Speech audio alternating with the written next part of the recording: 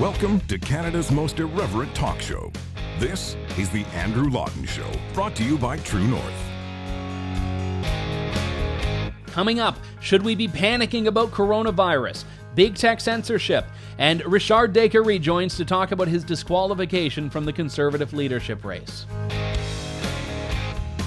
The Andrew Lawton Show starts right now. Hey, welcome to another edition of Canada's most irreverent talk show. You're tuned in to the Andrew Lawton Show here on True North. Coronavirus free so far, so thank you very much. We'll see how it is by the end of the show, but I don't have any in-studio guests, so I think I can probably make it.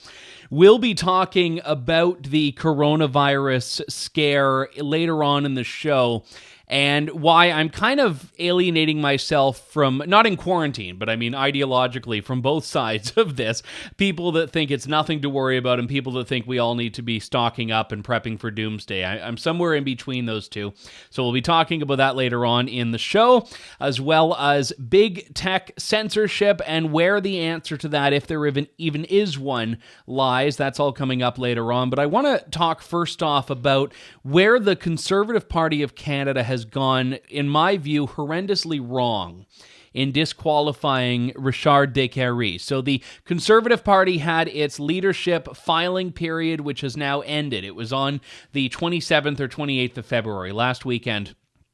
And in order to be on the ballot as a leadership candidate, you had to submit by that point, 11:59 p.m., your 1,000 signatures of members that are active in a number of provinces and ridings across Canada, and also a check for $25,000, which could have been your own money. You could loan it to the campaign. And the money is not as difficult as the signatures are. It's actually hard to find 1,000 people who are paid up members. But regardless, a number of candidates did that. Candidates were successful. There were, to be exact, 9 of them that submitted their papers in time. 8 of them are authorized as candidates right now, or approved applicants as the party calls them. One of them, Richard Décarie, was disqualified. Now, the party has not said why he was disqualified specifically. A spokesperson did tell me, quote, "Reasons for not allowing a candidacy are not disclosed per our standard nomination practices, but it's not a decision the committee ever takes lightly." Now, the only thing we can really do is read between the lines and look at what it is that Richard Décarie has done that the party might not like. And it's something that we actually talked about on the show when it happened a few weeks ago. He was doing an interview on CTV with Evan Solomon in which he avowed that he views homosexuality as a choice and said that he opposes same-sex marriage. Now, Décarie is a devout Catholic. He adheres to the traditional Catholic Church teaching on homosexuality and same-sex marriage. He is avowed as a social conservative, but they didn't bar other social conservatives from running. They didn't bar Leslyn Lewis, who identifies as a social conservative, or Derek Sloan. Jim Carahalios, very devoutly pro-life. He was approved as a candidate as well. The only one that was denied is Day-Carey. Now, in many respects, this sounds like an example of the party feeling, okay, we've got to make an example of this guy to fend off the attacks we're going to get from the media if we allow him to be a candidate. The problem with that is that you cannot, as a party establishment, as a group of, for the most part, unelected people in a Conservative Party boardroom or on a conference call, say, we are going to decide who has the right to stand as a candidate, rather than letting the voters decide who they think is going to be the best suited to lead the party. And this is where I am now, because you may remember a few weeks ago, I said very unequivocally on the show that I thought Day-Carey's comments were not in alignment with the party. They were not in alignment with where the party needs to be as far as the messaging and the form of communication goes. And I say this as someone who is more of a social conservative, that I don't think we need to be dwelling on certain issues that seem to be in the SOCON Rolodex sometimes, and one of those is gay marriage. I don't think it's an issue that social conservatives should be campaigning on, or the Conservative Party of Canada.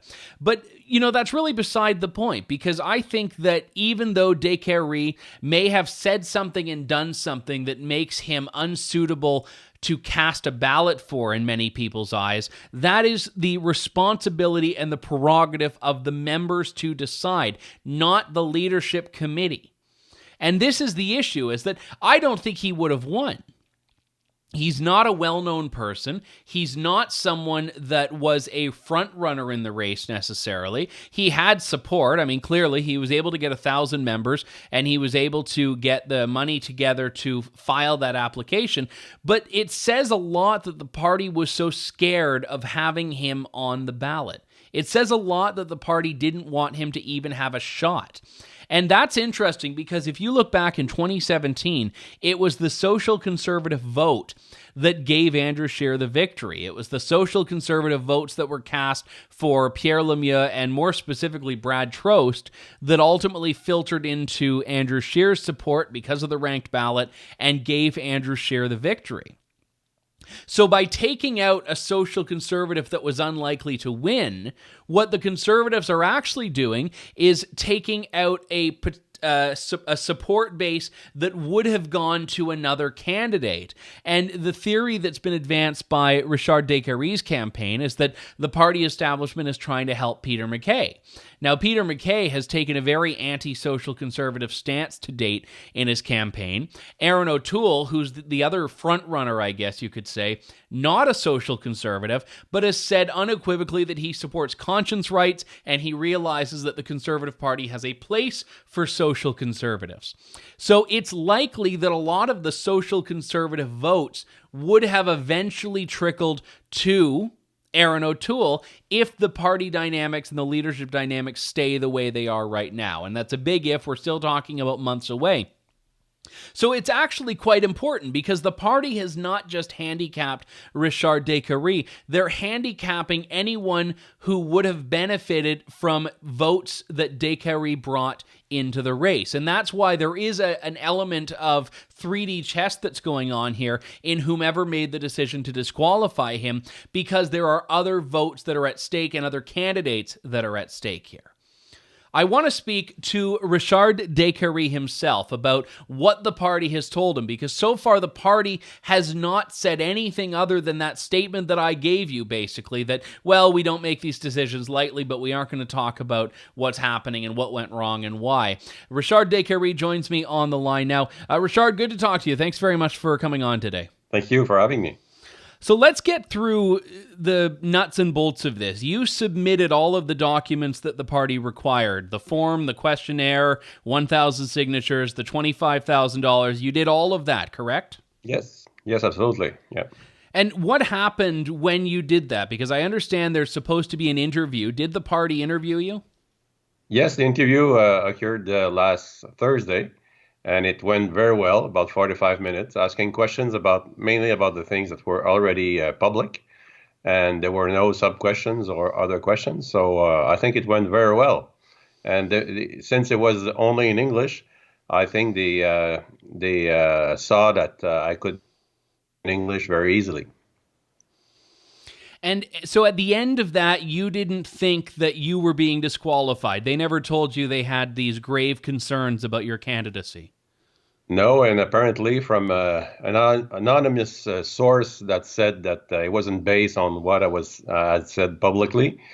It's very mysterious, because they're not supposed to comment at all. So somebody has commented, first of all. And if they had something else than other than what I said publicly in the past months or years, they should have asked me about it during the interview. I think the interview is based on the fact that they must have that could be confidential, and nothing occurred towards that way. So I think, and that's the rumor internally, that the decision of the committee was positive after the interview, And 48 hours later, it was the opposite. So, in the absence of any real substantive information from the party, I read the statement they gave earlier on the show that reasons are not disclosed and it's, quote, not a decision the committee ever takes lightly, unquote. The only assumption that anyone's been able to make is that it goes back to that interview you did with Evan Solomon, where you talked about your belief that homosexuality is a choice, and I don't want to relitigate that, but you're saying that you've heard that wasn't the case, that they had something else mysteriously that they're using to justify your disqualification? Something mysteriously, according to that anonymous source, and saying also that it wasn't something I said publicly, so it disqualifies the fact that I said what I said at the CTV interview. And what I said at the CTV interview was based on scientific studies that were public since 2019, August 2019, in a magazine, Science, that revealed that 470,000 people were polled, and more than 90% of the chances were that homosexuality was a choice. That's mainly what I base my You know, even most social conservatives that I know, however, are less interested in gay marriage and homosexuality than they are in things like abortion or gender identity. So I guess the question is legitimate. Why did you feel it was so important to focus on that issue early on in the campaign?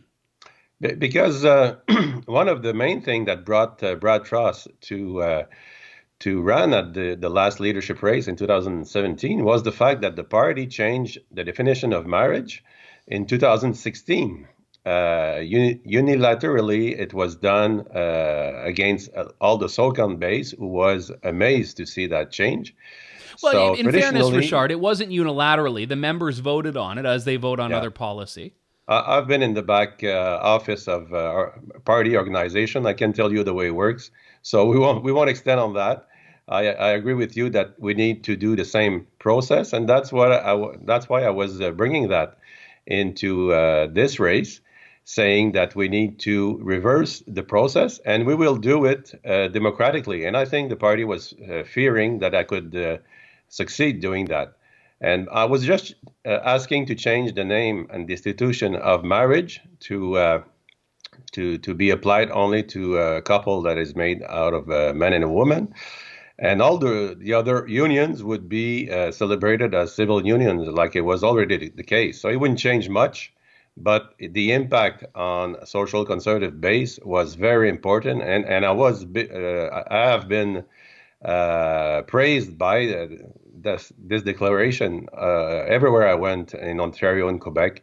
People were amazed that I have the guts to say that on national television. If your disqualification by the party was about your social conservatism, how would you explain the fact that other social conservatives were approved? Derek Sloan, Leslyn Lewis, Jim Karahalios. I know he's pro-life. I don't know about other issues, but at least two social conservatives that were approved when you weren't. How do you explain or think about that disparity? First of all, none of them are bilingual, so I'm the only bilingual social conservative in that race. So I was a threat to Peter MacKay, who is not bilingual, by the way. So to keep those candidates who are less vocal issues that I was, and I said 3 words during this interview. 3 words that killed my campaign and killed all the SOCON base of this party. It's pretty amazing.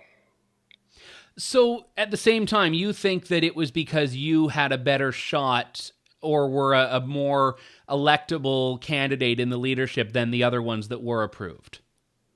I think so, because I was bilingual. That would help for sure. I have extensive experience in politics, like I said, in back office work. So I know about all the tricks, and I was ready to fight the good fight. So I think they were scared about that.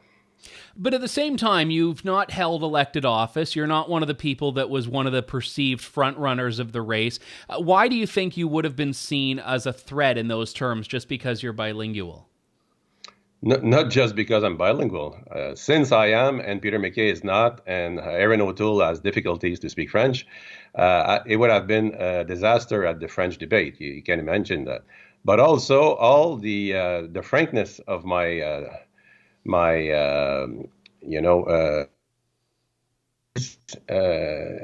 directness of what I was saying, I think was a threat to the party establishment and to those other candidates. And when you say I'm not the front runners, I think that's the way liberals works in and out of the party, I would say, by controlling the messaging and having a lot of money so they can spin the news and all that. So I'm used to that, and I was ready to fight it with my very small partition, I would say, in this race. And I think the fact that I was a threat shows that the content that I was presenting was stronger than all the marketing that those parties are used to build on. I think that's fair, and I think in my defense, I said perceived front runner because I was trying to establish that this is the narrative. And I mean, ultimately, until people cast ballots, you don't technically know who the front runner is. And I've maintained, and I said this to my listeners, and I'll say it to you as well, that you have a democratic process, or what's supposed to be a democratic process, which means the voters have the opportunity to say if they don't think you're a suitable candidate, and that should have been where the decision was made, not in a back room. And that's why I was surprised, and my team was very surprised that I was disqualified, because they should have let me run for the next month at least to show if we can gather $300,000. It's a bit exaggerated, because the first rule that they should have put, the first requirement to be a candidate should have been to be bilingual enough to debate at a French debate. Since they didn't do that, we ended up with over 10 candidates potential. We would have been maximum 3 people in this race. So what's the need to have a $300 barrier when you have a simple thing like bilingualism? I guess the question that I would ask you or any other candidate here is, do you think that the party has an issue with social conservatives who make up a sizable chunk of the base? I mean, Andrew Scheer was elected as leader as a social conservative, and I think there are some disputes about whether he maintained his leadership as one, but he was chosen as a leader as a social conservative. A lot of the support that Brad Trost had in that leadership race was what pushed Andrew Scheer over the edge. So do you think that the party is against social conservatives, or do you think the party is just for whatever reason against you? When we say the party, I think we say the establishment that is behind the party. And I think the establishment of the progressive conservative who tried to fight Harper's beginning when I helped him in 2003-4 to get elected as a leader. Those people are still fighting, and they tried to come in with Peter MacKay and Erin O'Toole. So I think this is not a surprise that those people, and Peter MacKay was very, very clear about that with his stinking albatross image, about the fact that social conservatism for them is from the past and we should get rid of those people. So that's what brought Brad Trost into the race. Unfortunately, Mr. Scheer, who's a social conservative personally, couldn't defend his own position, his own values at the last election campaign, and that's why he lost. I agree with Peter MacKay and all those people about that. But the fact that the social conservatism we have to get rid of that segment of conservatism, I think it's the opposite. This is the foundation of this party, and if we defend it, if Andrew Scheer had defended those values at the last election campaign, I think he was winning in the first week of the campaign, and the last 2 weeks when he stopped defending those values, that's where he lost. So I think, and that's the reason I came into this race, is to ensure that we would bring those values upward and ensure that the party changes few things in its policies, so we can. And like you said, the members should have been decided. They should have let me run, and see if I had the base, the support base. And I think they were afraid that I had it, and that's why they just did what they did. Would you support, Richard, the party making public its decision to disqualify you?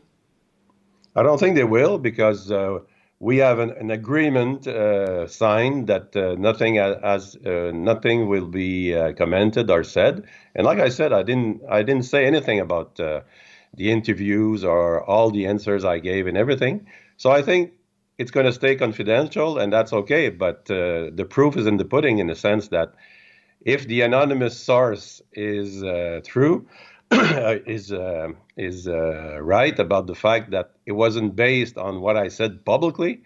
So if it's something else that is not public, we will never know. And then I think I'm not the type to go fight for the recognition and all that. To go. A lot of people are asking me if I want to fight in this one through the tribunals and all that. It's not my type. I think it's a political party. We need to fight it politically, and that's why I will continue with richarddécarie.ca, my website, and we will gather all the social conservative and others, the real conservatives, from the CPC, from the PPC, because a lot of those members were following me, or were supporting me in my campaign, and also those who are not affiliated to any parties. I welcome them to my new movement, I would say, and we will get organized in the next weeks, and we'll follow this leadership campaign closely. And I even told journalists that I will be very available to comment whatever will happen, and will ensure that the social conservative members who are still in the CPC party will have a voice. I'm the voice of those who don't have a voice, unfortunately. So we'll be there until the next general election. And I am pretty sure that if it's Mr. McKay that is leading this party, we'll have a big problem, big trouble to be elected at the next general election. So on that note, are you going to support the other social conservatives in the race, or have you kind of washed your hands of the Conservative Party at this point? I already told Derek Sloan, who's a very nice man, an MP from Ontario. We were very close to his positions socially. Unfortunately, Derek doesn't speak French, so I told him that I would support him because he will be Peter McKay, who doesn't speak French anyway, so it's not a big problem. That will probably bring us a leader that doesn't speak French enough to be fighting as a prime minister. So we will be supporting Derek Sloan. Okay. Well, I appreciate you letting me know that, and also taking the time to chat. And interestingly, only a couple of candidates have really defended you against the process, and Derek Sloan was one of them. Jim Karahalios was one of them. But I think that's a very interesting dynamic as well, that there's a lot of silence from some of the others. Yeah, and I think the silence is talking by itself. Richard Décarie, thank you very much for your time, sir. Thank you. Have a good day. You know, this sort of thing I find just so very frustrating, because this is what happens that gets parties really in a lack of alignment with their members and with their base. And look, I say this, I want to make perfectly clear that I am totally pro-social conservative, and I'm pro having social conservatives in the party. I'm pro-life, and I take a libertarian stance as far as the role of government on issues like gay marriage, etc. But again, I am not someone who is resistant to having social conservatives in the party. I do realize that there are messaging challenges. I think that you need to be able to sell your policies and sell your ideas well, and I say this again as someone who writes for The Interim, a social conservative magazine. One of the columns I wrote recently was talking about how social conservatives need to better package their message, and not all of them. I'm saying in some particular cases. So when that initial CTV interview came up, this was an example where I'm like, you know what, I think this is probably not the best way to put this forward. Now, Richard Décarie, in his defense, he's saying, yeah, this is what I think, this is what I feel, this is the basis for it, and I'm going to be honest and transparent about where I stand. And I have a lot of respect for politicians that are not leaving you wondering what it is that they believe. And this was the frustration that a lot of social conservatives had with Andrew Scheer, is that they knew he was one of them, but he wasn't speaking like that that during the general election campaign, and he was still getting criticized just as much for being a social conservative. So it's not even like it really won him all that much in the way of support from these people. But to go back to the disqualification, the party cannot disqualify people because it does not want them to have an opportunity to put their message to the voters. Unless they have some major disqualifying reason, as this anonymous source supposedly said, that is against the rules or eligibility, in which case disclose it at the very least to the candidate. You don't need to make it publicly, but disclose it to the candidate, which it sounds like did not happen here. So I'm wanting to see a lot more transparency from the party, because again, the Conservative Party of Canada did not do itself any favors by really muddling this process. At first, they weren't saying anything. They were just saying, nope, we have 8 approved candidates. And everyone's like, well, hang on, there was this other guy that applied. We have 8 approved candidates. And then they started to say, we don't discuss and we don't take these decisions lightly. They're not even mentioning his name. They're not even saying the guy's name. So by doing this, they let people fill in the blanks themselves. They force people to fill in the blanks themselves, and everyone assumes the worst, that this is an assault on the social conservative wing of the party by the party establishment. That's the way this is perceived. And yes, you have social conservatives that were approved, like Leslyn Lewis and Derek Sloan, and I think that there is some disparity there of, okay, well, if they're against social conservatives, how come these ones were allowed in? And a lot of people are trying to say right now that, oh, well, there's a right way and a wrong way to be a SOCON, and they're doing it the right way, and Richard was doing it the wrong way. And again, whatever you think, it is the responsibility of the voting members, to make that determination, not the party elites, which is by definition what the leadership committee, and I have friends on that committee. None of them have given me any inside scoops, I assure you, and I don't know if it was a split decision. I want to believe, and I certainly hope there was some pushback on that committee to say, this is not what we should be doing. When we come back, more of The Andrew Lawton Show. Stay with me. You're tuned in to The Andrew Lawton Show. Welcome back to the show. Still no coronavirus. Still none. I mean, I did cough a couple of minutes before I started this segment, but no coronavirus just yet, so we're still managing to sit pretty as we coast through this. I don't want to make light of something. Well, I do, actually, because I try to make light of things. It's the only way to survive the world sometimes.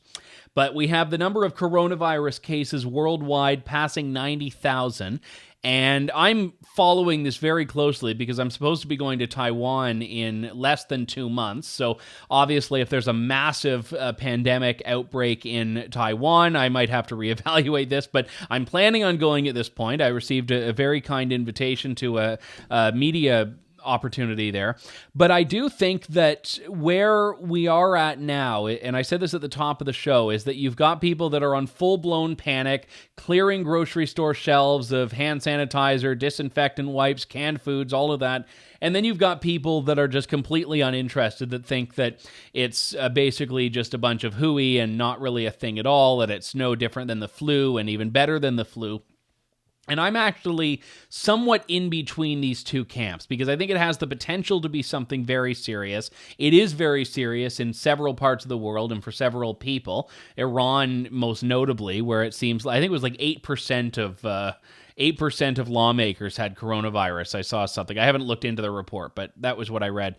And then you've got, of course, China. And the big variable here is whether China has been deliberately downplaying the impact of this. And I think that's where the real issue is going to be, because when everyone talks about the mortality rate and says that, oh, it's actually lower than the common flu, they're missing that China may be grossly deflating its deaths from this. And I think that is where we are looking at this now. There's been a number of reports that have been talking about mass cremations in China.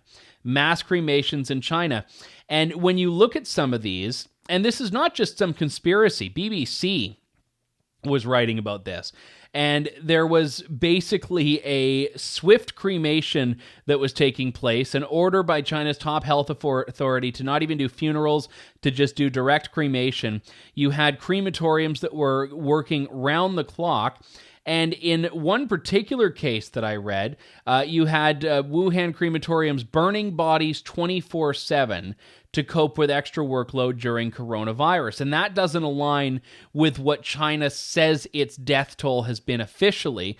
And this is getting a lot of people to wonder, okay, have there been a lot more fatalities that China was not talking about? And let's face it was China. It was China. You can't believe what they say when they have so much invested in their image around the world. So the Epoch Times had an interview with a crematorium worker who said 90% of their employees working 24/7 since January 28th. And if you do the math, that is a lot more than the 490, I think it was, that China officially said Wednesday was its death toll. Round the clock for a month and a week. Round the clock for 6-7 weeks, basically. So a lot of question marks there. So this is why I realize there is probably a legitimate reason to be concerned. And I think general precautions like washing your hand and not just doing open mouth kissing with strangers, which, I mean, we do all the rest of the year, I guess. Not doing that, I think, is probably pretty reasonable. I did find it interesting. I'm a former Anglican. I'm now I go to a Pentecostal church. So we don't do the communion wine thing. But I do realize that the communion tradition is very important around this time of year because of coronavirus. And in the Anglican church, I don't know if they still do it in most Catholic churches, but in the Anglican church, a lot of the time you will all sip from the common communion chalices. And the bishop of the Diocese of Toronto for the Anglican Church of Canada has suspended communion wine. So no communion wine in Toronto Anglican churches for the next little while amid the coronavirus scare. The statement that was released says, presiding celebrants are to consecrate both the bread and the wine and to consume in both kinds, but to administer only the bread to the rest of the congregation. And they say that the church's ancient teaching is that the whole Christ is received, whether one receives only consecrated bread or both bread and wine. The protocol is effective today and to be continued until further notice. So we've gone from this is my body, this is my blood, to this is my body, and we'll save the blood for once the flu season and the coronavirus season ends. That's where things are now. And I like this part better. We are advising people to share words and smiles only, not handshakes or hugs. You know, there are a lot of people that would love to have the no handshake, no hugs, no greeting your stranger rule at church year round. So this may actually be like boosting church attendance because people that don't like forced social interaction are like, all right, I guess I can go to church now without being put on the spot to do the exchange of peace.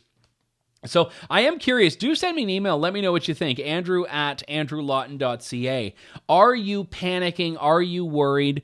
I do a lot of travel for some of the work things that I do, not just covering various things, but I also do media and PR consulting, and I have clients that I travel for. And I've done a fair bit of air travel in the last couple of weeks relative to the general population and haven't felt concerned, really.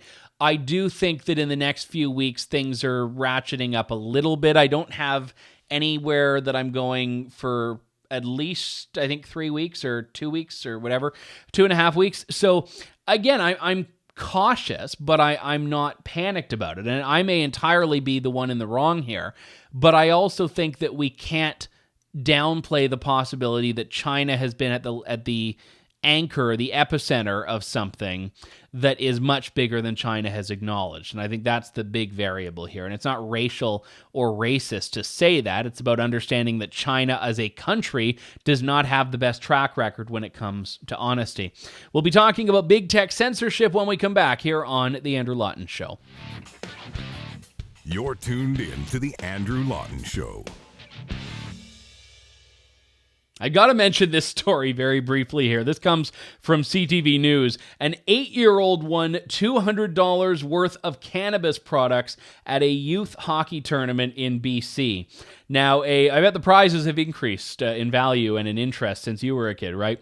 A BC grandfather is angry after a novice hockey playing grandson of his was the winner of this $200 stash, which you look at it, it just looks like cannabis. There is a lighter USB, which I didn't know you could have a USB lighter, but you've got all of these cannabis products. You've got edibles. You've got this this container of pills, it looks like. You've got a camo pipe for smoking the pot that you get. Like, you have all that you need to embrace the cannabis life, which is in British Columbia as quintessential as drinking water anywhere else in Canada. And this prize was a raffle prize. Each team, apparently, of this tournament was responsible for putting a gift basket together with a minimum value of $5. And they have the paper bags. You've been to these raffles. The paper bag in front of each one. You buy your tickets and you go and you stick them in the bag of whatever prize you want to be in the draw for. And this 8-year-old spent $10 on raffle tickets and ended up winning this. He says he thought he was getting chocolate because when he was looking at the list, the basket wasn't actually on display. But when he was looking at the list of items, he was seeing vanilla chai, chocolate edibles, and other things. And the words just jumped out to his 8-year-old sensibility. He didn't realize that they were all laced with THC and stuff like that. So when I read into this, I was actually on the Hockey Association's side, because the Dawson Creek Minor Hockey Association said, look, listen, we clearly marked this for adults. It was a fun prize. It was never out in the open, and we didn't give it to the kid. It was collected by his father or grandfather, one of the two, who proved they were overage. So the kid was not actually given this, which I think is a very important distinction on this. Although I still think it's hilarious that, like, I would never supply, because this is a minor league hockey thing.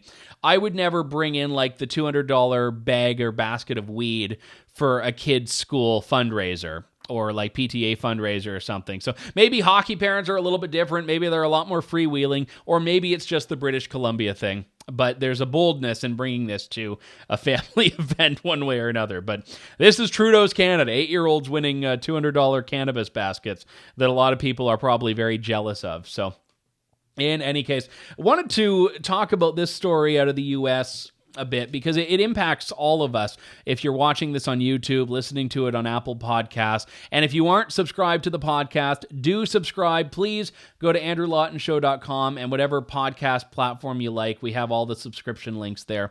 But anyone that is partaking in digital media is going to be at some point faced with the world of shadow banning, of censorship, of big tech clamping down on your right to free speech. And the challenge here is that big tech, evil as they are in many cases, are examples of private companies. Despite their ubiquity, they are private companies with their own rules and their own policies. And PragerU, which is Dennis Prager's fantastic platform, has been shadow banned by YouTube. They've been unable to get the views that they used to get because YouTube is not pushing them into people's feeds and related videos and stuff, because YouTube does not like conservatives. We know this. PragerU sued YouTube, or Alphabet, which is the parent company of Google, which owns YouTube, saying that Google is infringing upon their First Amendment rights. And they say that Google's censorship, quote, unlawfully censored PragerU's educational videos and discriminated against its right to free speech.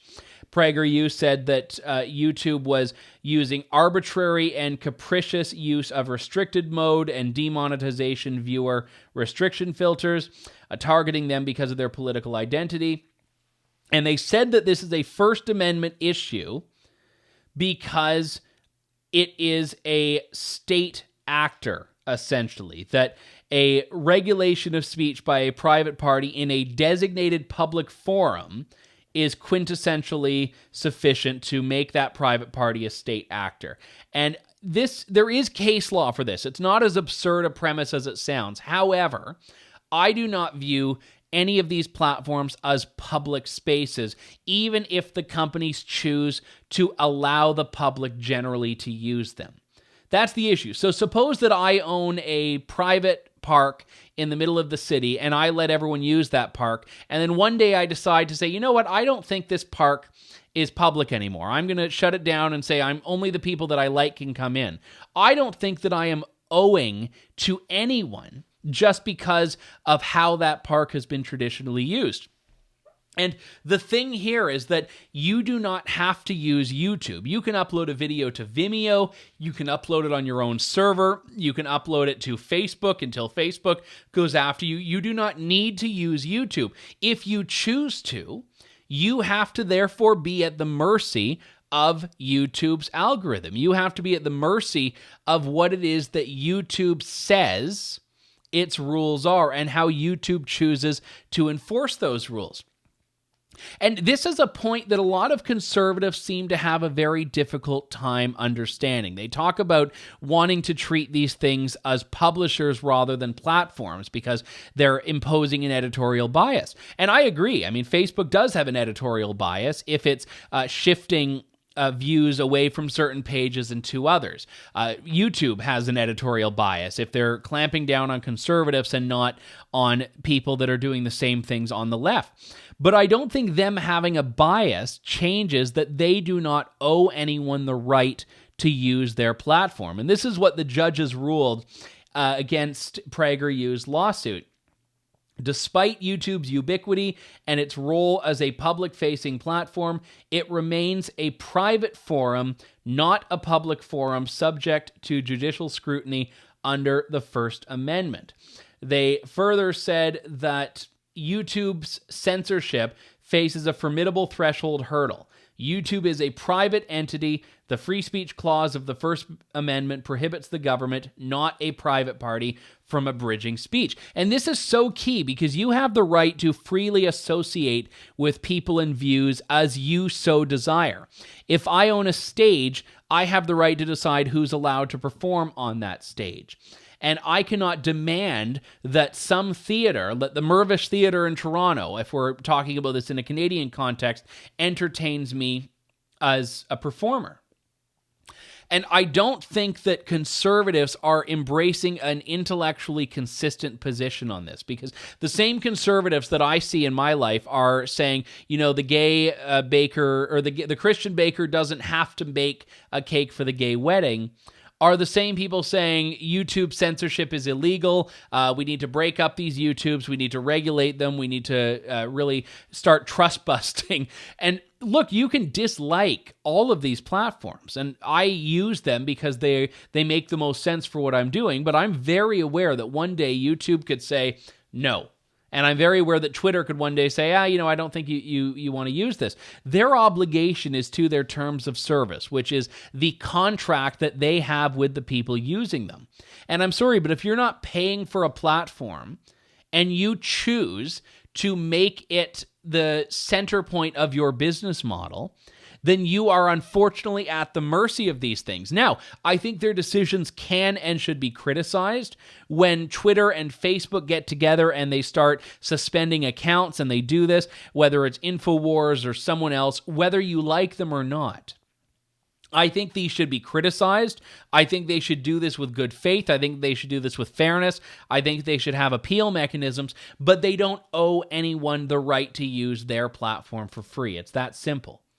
And conservatives should be very wary of what happens when these outlets start being subjected to state oversight, because then you get into what's happening in Canada right now, where Justin Trudeau's Liberals actually want to regulate social media companies to curb what they call hate speech. And they don't define what hate speech is. They're going to let social media companies remove it within 24 hours or be punished by the government.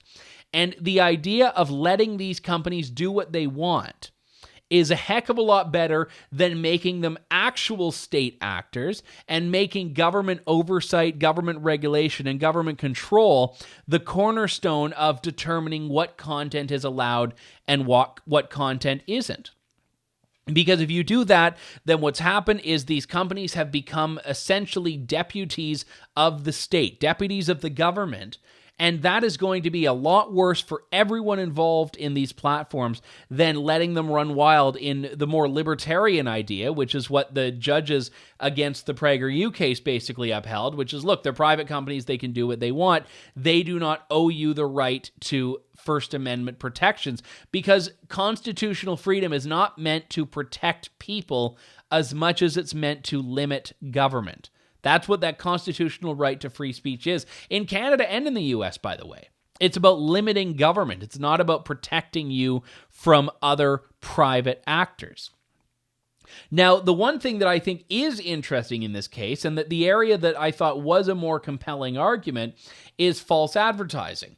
If a company is pretending or presenting itself as being a bastion of free speech and an open platform, as YouTube is, do they owe you procedural fairness? And in that case, I'd say yes, and I don't know enough about what YouTube is promising in the terms of service.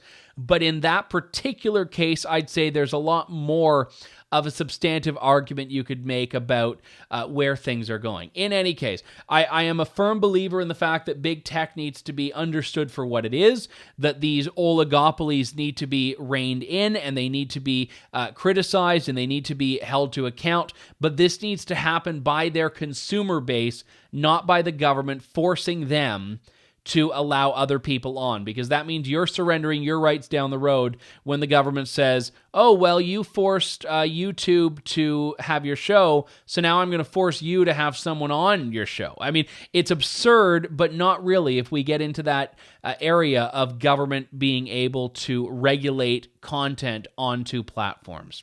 My thanks to Richard Décarie and all those who tuned into today's show. We'll be back in a couple of days with more of The Andrew Lawton Show here on True North. Thanks for listening to The Andrew Lawton Show. Support the program by donating to True North at www.tnc.news.